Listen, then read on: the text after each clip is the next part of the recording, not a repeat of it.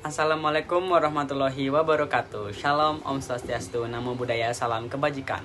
Halo, perkenalkan nama saya Muhammad Farah Azim Rifani, asal sekolah SMA Negeri 3 Samarinda.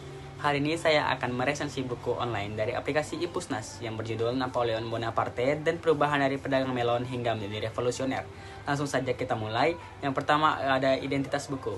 Yang pertama ada judul Napoleon Bonaparte dan Perubahan dari Pedagang Melon hingga Menjadi Revolusioner. Penulis PDAT, penerbit Tempo Publishing, tahun terbit 2023, kota terbit Jakarta, edisi pertama, jumlah halaman 56, genre biografi atau sejarah, harga tidak tercantum, ISBN tidak tercantum. Ada pendahuluan, buku Napoleon Bonaparte dan Perubahan dari Pedagang Melon hingga Menjadi Revolusioner merupakan salah satu karya terbitan Tempo Publishing yang mengangkat kisah perjalanan hidup seorang tokoh besar dunia, yaitu Napoleon Bonaparte. Buku ini hadir dengan gaya penulisan yang ringkas tetapi tetap syarat makna. Napoleon diperkenalkan bukan hanya sebagai sosok pemimpin militer dan kaisar yang berpengaruh, melainkan juga sebagai manusia biasa yang memiliki latar belakang sederhana.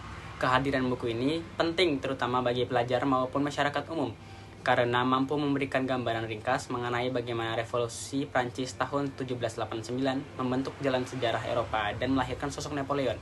Meskipun ia akhirnya mengangkat dirinya sebagai kaisar, penulis menekankan bahwa nilai-nilai revolusi tetap bertahan dan bahkan semakin mengakar.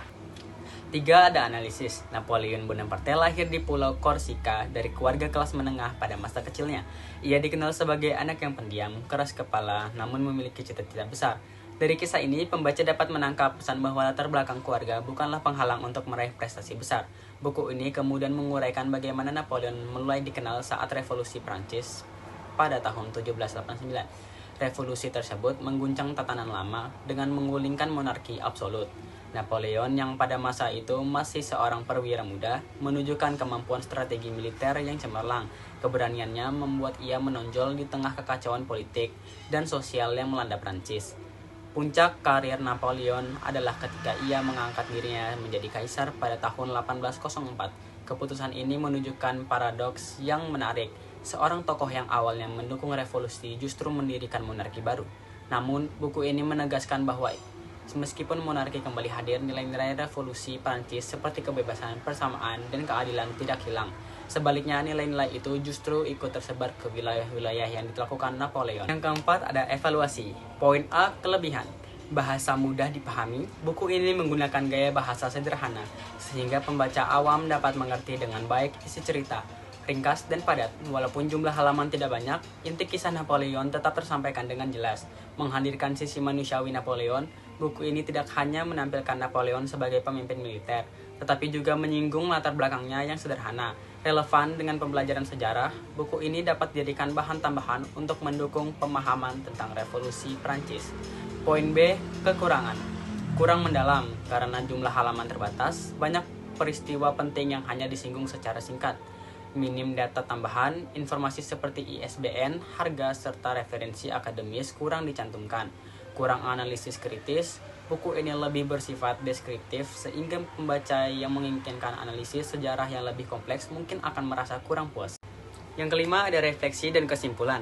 Membaca buku ini memberikan pelajaran bahwa perubahan besar dalam sejarah tidak selalu digerakkan oleh tokoh bangsawan atau orang kaya. Napoleon Bonaparte membuktikan bahwa seorang dari latar belakang sederhana dapat menjadi tokoh besar dunia berkat tekad, kecerdasan, dan ambisinya. Selain itu, buku ini juga menunjukkan bahwa kekuasaan dapat mengubah arah seorang. Napoleon yang awalnya merupakan tokoh revolusioner pada akhirnya mendirikan monarki baru. Namun demikian, hal itu tidak mampu menghapus semangat revolusi yang telah menyebar luas. Secara keseluruhan, buku Napoleon Bonaparte dan Perubahan dari Pedagang Melon hingga Menjadi Revolusioner layak dibaca oleh siapa saja yang ingin memahami garis besar perjalanan hidup Napoleon dan dampaknya terhadap revolusi Prancis. Buku ini memang memiliki keterbatasan dalam hal kedalaman analisis, tetapi kelebihannya terletak pada penyampaian yang jelas, singkat, dan mudah dipahami. Ada yang kelima, sumber referensi. PDAT 2023, Napoleon Bonaparte dan Perubahan dari Pedagang Melon hingga Menjadi Revolusioner, Tempo Publishing. Sekian.